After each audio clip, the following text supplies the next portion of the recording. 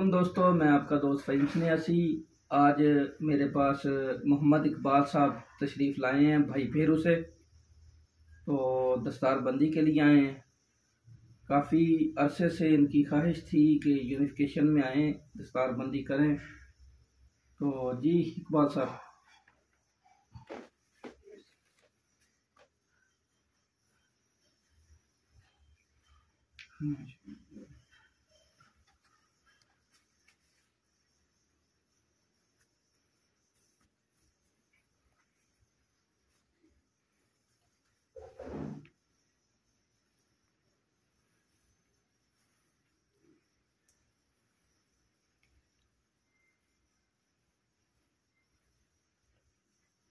जी खैर।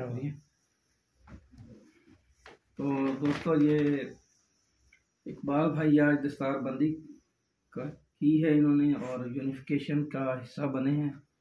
इंशाल्लाह इनकी मेंबरशिप भी करवाते हैं और लाहौर वर्कशॉप में इनको दावत भी देंगे। तो इकबाल भाई आए हैं तो इस मौका पे मैं एक रस कपूर का नुस्खा बयान करता हूँ।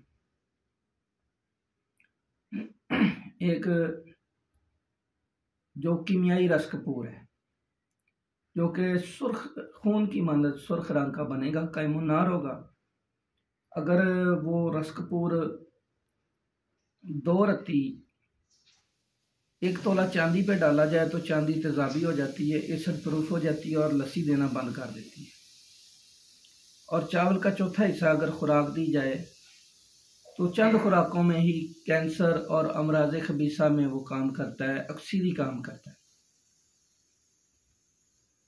तो ये नुस्खा जी भाई इकबाल के नाम कर रहा हूँ, स्टील करना है। तो दोस्तों, ये नुस्खा जो रस कपूर का है, आधा किलो एक केमिकल मिलता है उपो के नाम से। उस केमिकल से जो एक्सरे पेपर होता है ना, एक्सरे जब किया जाता है उसके बाद एक्सरे के धोने के काम आता है। वो केमिकल आधा किलो लेना है, 5 तोला नीला थोथा लेना है और 1 तोला रस कपूर की डली लेनी है। एक कढ़ाई में 1 पाव केमिकल बिछाएं, उसके ऊपर 2.5 तोला दरमियान में नीला बिछाएं, उसके ऊपर रस कपूर रखें, फिर नीला डालें 2.5 तोला और ऊपर 1 पाव वो केमिकल डाल दें। 2 चौबी आग पे रखें।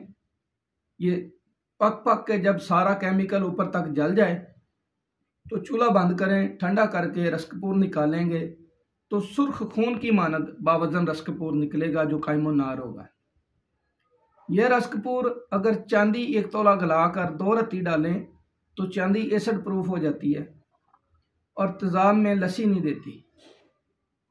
आगे समझदार इस चांदी से काम ले सकते हैं। और चावल का चौथा हिस्सा सुबह निहार मुँह मलाई और मक्खन में रख के, मलाई में या मक्खन में दूध के साथ दिया जाए और चंद खुराकें यानी 10-12 खुराकें एक दिन दें, 1-2 दिन का वक्फा करें। इस तरह 10-12 खुराकें दें तो कैंसर जड़ से ख़त्म होता है। ये इकबाल भाई की नज़र है जी, इनके आने के ऊपर तोहफा पेश किया है। दुआ में याद रखिए। अस्सलाम वालेकुम।